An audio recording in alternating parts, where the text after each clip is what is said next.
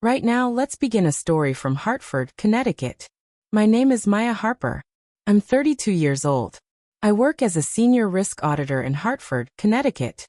That means I check numbers and find problems in companies. But nothing prepared me for what I saw when I walked into my son Tyler's bedroom. It was empty. Completely empty. My parents sold my 9-year-old son's rare antique toys. The toys his grandpa Robert gave him.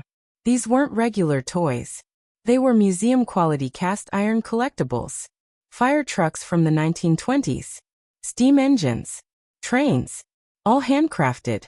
They sold everything for $105,000. And you know what they did with the money? They built a fancy indoor basketball and baseball court. For my brother's kids. I stood in that new gym. The smell of fresh paint filled the air. My brother's wife was already making videos on her phone. Laughing. Talking about removing all that old clutter to make room for future stars. I didn't scream. I didn't cry. I just pulled out my phone. I called Grandpa Robert on video. I showed him the empty shelves. I showed him the new gym. My parents stood there looking proud. Until Grandpa Robert leaned close to the camera. He had this scary smile on his face. "That collection is the only legal thing holding the deed to your house, David," he whispered. "That's my dad's name. David." My parents' faces went white. Like they'd seen a ghost. Have you ever been treated like a walking ATM by your own family? Share your story in the comments. And subscribe to see how I took apart their whole world. Piece by piece. The tires hummed on the frozen road. Snow was falling heavy outside. We were driving through downtown Hartford. Tyler sat in the back seat. Wrapped in a thick blanket. Staring out the window. Not saying a word. He was mourning those toys. They meant everything to him. I gripped the steering wheel so tight my knuckles turned white. But I didn't yell. I didn't make threats. Because I knew exactly how to destroy the life they built. On my money. See, people think risk auditors just look at spreadsheets all day. They think we only care about tax codes. But they forget something important. We're trained to find the hidden problems. The rot underneath the shiny surface. My brother Marcus Harper is 38 years old. He spent most of his life running from responsibility. Right now he was celebrating his new gym. He had no idea he just handed me the keys to destroy him. His wife Nicole was right there with him. She probably planned the whole thing. While I drove, I started thinking about the last 5 years. Every gift I gave them. Every loan. Every payment. All of it came from my bank account. My parents told me they were struggling. Property taxes were too high, they said. Insurance was too expensive, they said. So I set up a private trust. I paid their expenses directly. Almost $15,000 every single year. I thought I was being a good daughter. Keeping a roof over their heads. But they were plotting behind my back the whole time. I opened my banking app while sitting in a parking lot. The screen glowed blue in the dark car. I looked at the transaction history. Marcus and Nicole had been using my credit cards like they were their own. They bought luxury clothes. Expensive sports equipment. Private coaching for their kids. All on my dime. They lived rent-free in a house I was paying for. I found thousands of dollars in charges. Club baseball fees. Private lessons. All coming out of the emergency fund. The fund I set up for Mom's medical care. Every dollar they spent was stolen from my son's future. My heart turned cold. Like ice. I spent the next hour making a list. Every debt. Every late payment I covered for them. Every charge Nicole made without asking. The total was shocking. Way worse than I thought. It showed a pattern. Years of financial abuse. Then I found something else. Dad had refinanced part of the house. He didn't tell me. Probably to cover one of Marcus's failed businesses. They were all in on it. Treating my success like a piggy bank. Taking money whenever they wanted. As a senior auditor, I knew one thing for sure. The moment I removed my name from the trust, their whole world would collapse. The snow kept piling up on the windshield. But I didn't turn on the wipers. I liked the privacy. I drafted notices to the utility companies. Notices to the insurance company. I was cutting every financial lifeline. Everything I'd been paying for over 5 years. By the time I started driving again, I had a complete list. Every single thing they owed me. Over $300,000. That includes lost interest, unauthorized charges, everything. Tyler shifted in his sleep. He mumbled something about a missing fire truck, one of the vintage pieces Grandpa Robert loved. That made me more determined. I would get every cent back. They didn't deserve my tears. They didn't deserve a screaming match.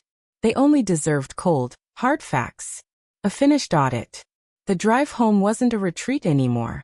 It was the beginning of war. I was going to get my son's legacy back and leave them with absolutely nothing. 2 days later, late at night, the only light in my apartment came from my laptop screen. I sat perfectly still, cold coffee on the desk beside me. I was watching their money disappear. In real time, I removed my mother Diane's access to our joint account, an account she'd used for almost 10 years. It was silent, clinical, but more satisfying than any argument. My mother had gotten so used to my salary. She probably thought of it as free money, just sitting there for her to use. I watched the icons turn from green to red. I canceled the credit cards. I stopped the automatic payments for their landscaping service. No hesitation. Every click was payback for Tyler's empty room, for the laughter I heard at that gym. Then my phone started vibrating. Over and over. Incoming calls. I knew the number. I didn't answer the first 3 calls. Let them panic. On the 4th call I answered. Nicole's voice came screaming through the phone. She was at some fancy sports store. Her voice echoed. She was embarrassed because her card got declined. In front of a dozen other parents. She was trying to buy custom baseball uniforms for her kids. She demanded I fix the technical glitch. Right now. Her tone was so arrogant. Like she still thought she controlled me. I leaned back in my chair. My voice was flat. Emotionless. I told her there was no glitch. The account was restricted. Because of a fundamental breach of trust. Nicole started yelling. She threatened to tell Mom and Dad I was being mean. Unstable. I cut through her noise. I reminded her about the user agreement she signed.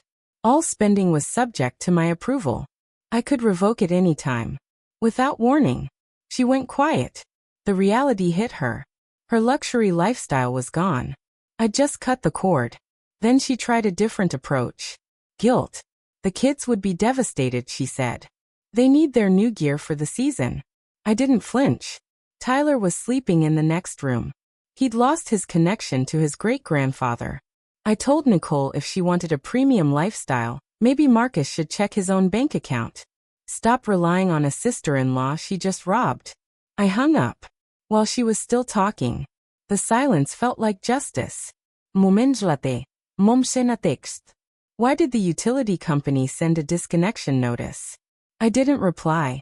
Instead, I saved the text for my lawyer. I could feel their shock, even through the phone. But I felt free. The financial chains were finally broken. I spent the rest of the night reviewing the trust documents, making sure every move was legal, ironclad. They'd spent years treating my success like community property, never thinking about me, or Tyler, or his stolen heritage. By the time I closed my laptop, the apartment was silent again. But it was a different kind of silence. Not a victim's silence. The quiet confidence of someone who took back their power.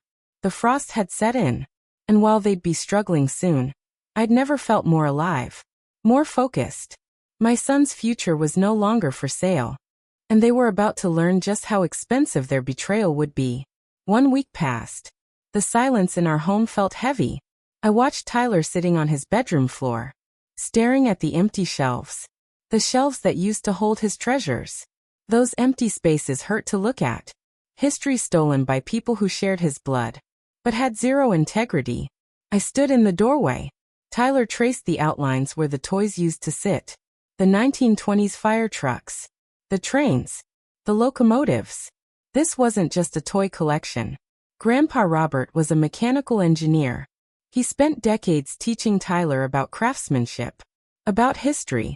He told Tyler that legacy isn't about money. It's about the things we pass down. He gave those pieces to Tyler with specific instructions. They were Tyler's anchor, his safety net. For when he grew up, Grandpa Robert always said something. A man who doesn't respect the tools of the past will never build anything in the future. Marcus clearly never learned that lesson. Watching Tyler's face broke something in me. A cold fury. Freezing their bank accounts wasn't enough. I went to my office. Called an old friend. His name is Vincent Kane. He's a renowned antique toy appraiser. Also a historical consultant. I told Vincent about the missing collection. His expertise in auctions would help me trace the items before they disappeared forever. Vincent listened carefully. I described the specific markings on the cast iron pieces. Many had custom stamps from the original manufacturers. Early 1900s. He promised to search the national databases. High-profile galleries in the Northeast. Niche markets where museum-quality items show up. Vincent found a lead in less than 3 hours. He called me back. My blood went cold. He sent me a digital file. An intake form from a prestigious auction house in Manhattan. A private sale. Started just days ago. The documentation showed the entire Harper Heritage collection. Listed as one lot. Estimated market value way higher than $105,000. Way higher than what my parents claimed. But here's the worst part. The consignment agreement. It had a signature. Supposed to be Grandpa Robert's signature. But it was Nicole's handwriting. Clear as day. She'd used a forged power of attorney, claiming Grandpa Robert couldn't manage his own assets anymore. Nicole had committed a federal crime. She misrepresented ownership. To bypass legal protections, I sat at my desk, downloaded high-resolution scans of the forged documents. Everything became clear. The legal trap was forming. Nicole's greed blinded her. Every antique in that collection was registered, with specific documentation, traced back to Grandpa Robert's engineering firm. By trying to sell them in New York, she'd crossed state lines. With stolen goods. This went from a family fight to a potential criminal investigation. I sent a quiet thank you to Vincent. His testimony as a certified appraiser would be crucial. The empty shelves in Tyler's room weren't just a symbol anymore. They were evidence. Evidence that would destroy the people who betrayed him. I spent the evening comparing the forged signature with real documents from Grandpa Robert's archives, proving the difference beyond any doubt. Nicole's plan was so detailed, so calculated. She'd been planning this for months, long before they broke ground on Marcus's gym. They didn't just steal toys. They tried to erase a child's inheritance, to pay for a vanity project that was already crumbling thanks to my financial restrictions. Tyler came out of his room, asked if the fire trucks were coming home. For the first time in a week, I looked him in the eye and made a promise I'd keep. I told him the people who took his things made a big mistake. Justice was coming, in a way they'd never see coming. Grandpa Robert's memory wasn't just stories now.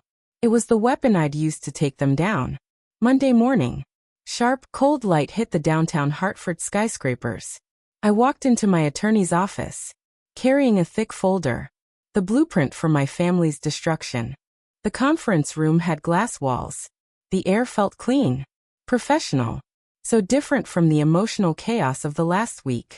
I sat across from my lawyer, spread out the scans, the historical documents, everything Vincent verified over the weekend. Vincent provided a formal statement, confirming the cast iron toys weren't just playthings. They were officially classified as unique historical assets, with documented history, because these items were in a trust where Tyler was the only beneficiary, and Grandpa Robert was the grantor. The unauthorized sale was a major felony. Under Connecticut state law, Nicole bypassed legal protections by forging a signature. That was the final piece. This went from a family dispute to a criminal case. My attorney reviewed the forged papers from Manhattan, noted the amateur attempt to copy Grandpa Robert's handwriting. Nicole's writing was erratic, sloppy. By moving stolen assets across state lines to New York, they'd invited federal scrutiny. I sat in silence. The legal strategy came together. My auditing experience helped me stay objective, while my world was being rebuilt. On justice, we drafted a formal cease and desist order, backed by Vincent's sworn statement about the true market value. This wasn't a request for an apology. This was a legal strike. designed to freeze every asset my parents and Marcus currently held.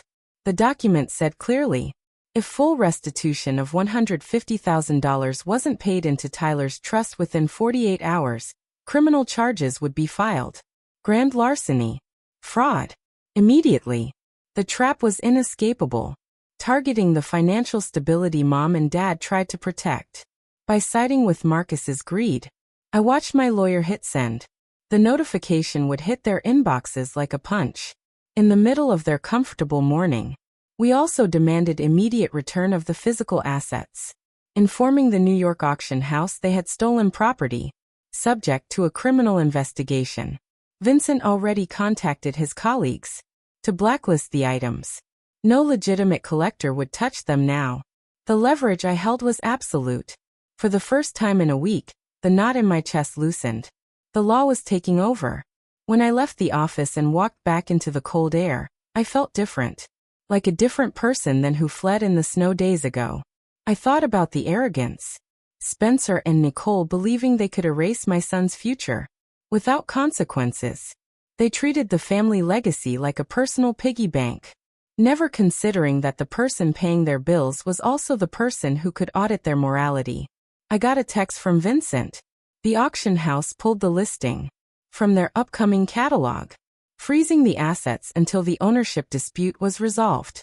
This meant the $105,000 they already spent on the gym was now a massive debt. They had no way to repay it without selling their own stuff.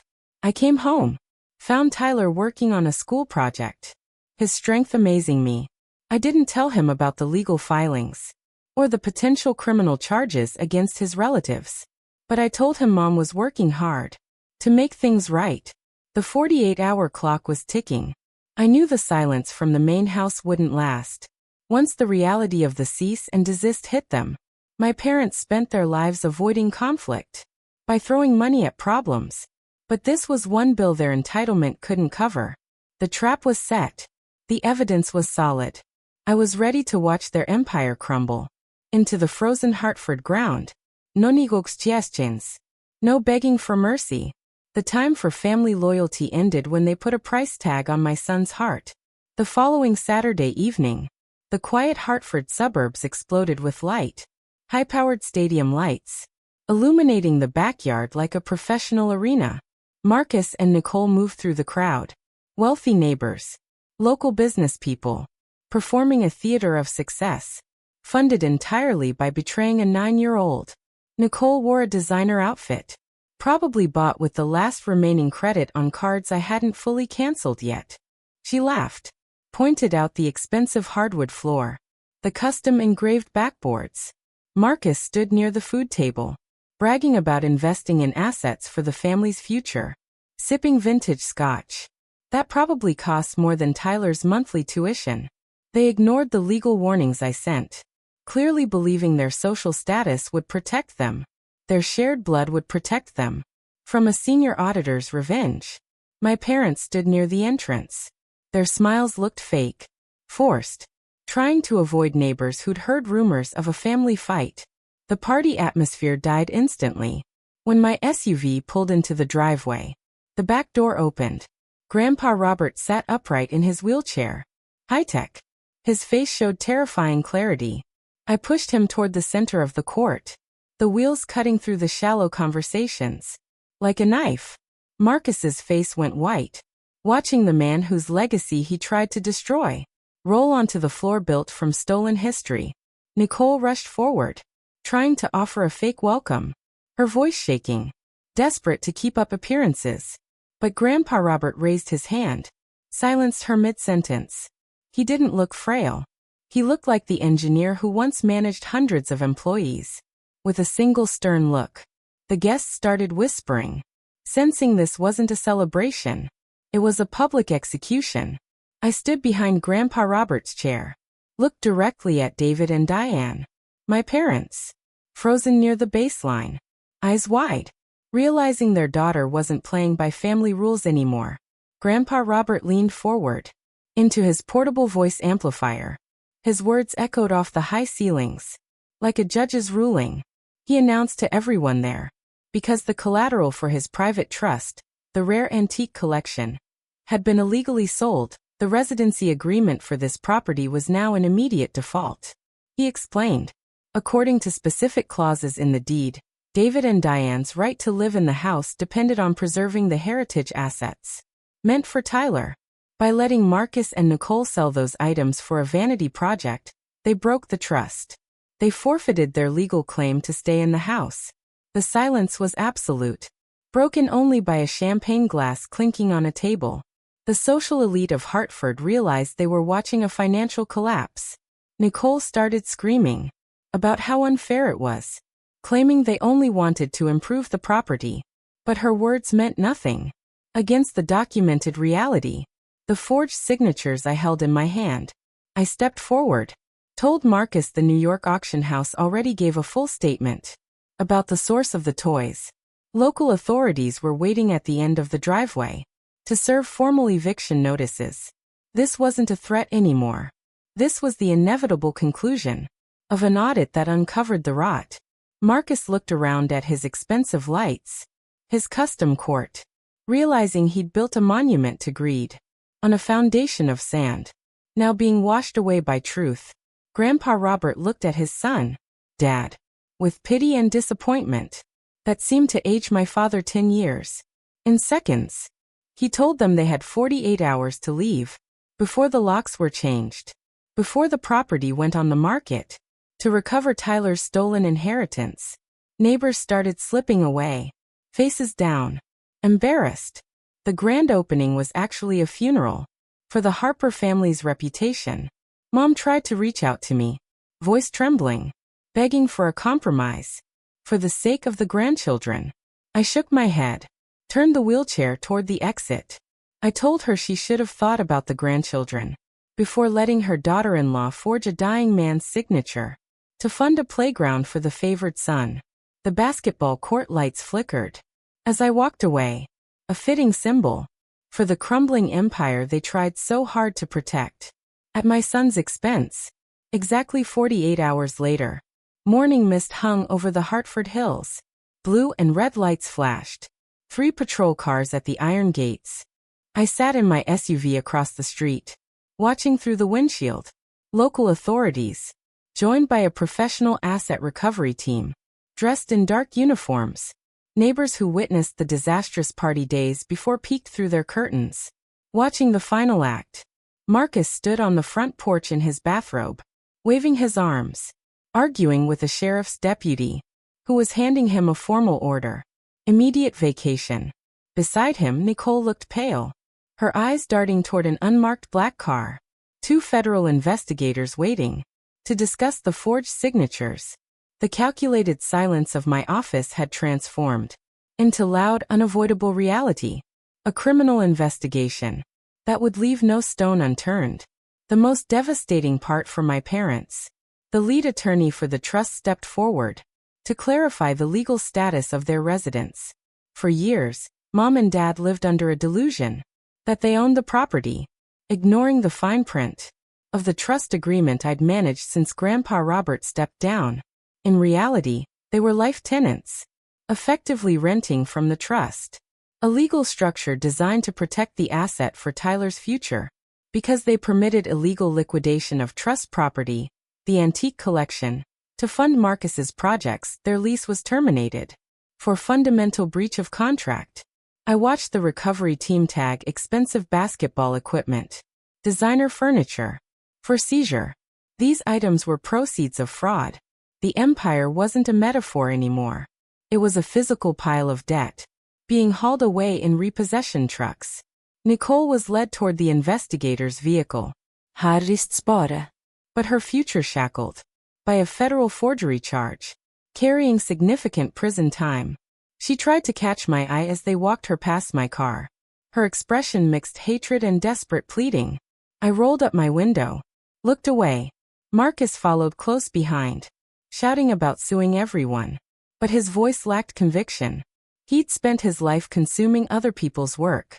Now that the branch was cut, he had nowhere to land but cold pavement. Mom and Dad stood by the driveway, a few suitcases, looking smaller and weaker than I'd ever seen them, victims of greed they'd nurtured. a son they favored over truth. I waited until police cleared the area, then drove onto the property one last time to collect the final pieces of my son's stolen legacy. Thanks to Vincent and the Manhattan District Attorney, the entire antique collection was recovered before a single item sold. I opened the trunk. Heavy wooden crates containing the cast iron fire trucks, the locomotives, cold metal, the only honest things left in this neighborhood. Tyler sat in the passenger seat, face silent, thoughtful, watching his childhood home disappear in the rearview mirror. I'd already arranged a new apartment in a different city, far from the toxic influence of people who viewed a child's inheritance as disposable. Before we reached the highway, I took out my phone, blocked every number. Marcus, Nicole, my parents. Their manipulative pleas would never reach me again. I deleted group chats, purged shared photo albums, wiped every digital trace of the life I tried so hard to subsidize with my own happiness. No final gudvie. No tirfel reconciliation. The audit was complete. The ledger balanced. The cost of their betrayal was permanent exile from my life. I looked at Tyler. He held one of Grandpa Robert's vintage locomotives in his lap. I saw a spark, the old curiosity, returning to his eyes. We were leaving behind the wreckage of an entitled family, but carrying the only things that truly mattered: our integrity, our history, a future that was no longer for sale to the highest bidder. This story teaches us something powerful. Blood isn't always thicker than water, especially when that blood is poisoned by entitlement, by lack of accountability. Protecting boundaries and our children's futures isn't cruelty. It's necessary justice against exploitation. True legacy is built on character, on craftsmanship, not hollow displays of wealth stolen from the next generation. Sometimes the only way to save a family's honor is to dismantle the lies that have been festering too long. Thank you so much for staying until the very end. Your support means the world. We'd love to hear your thoughts. Did Maya go too far? Or was this the only way to protect her son? Share your thoughts in the comments. And don't forget to like and subscribe for more stories.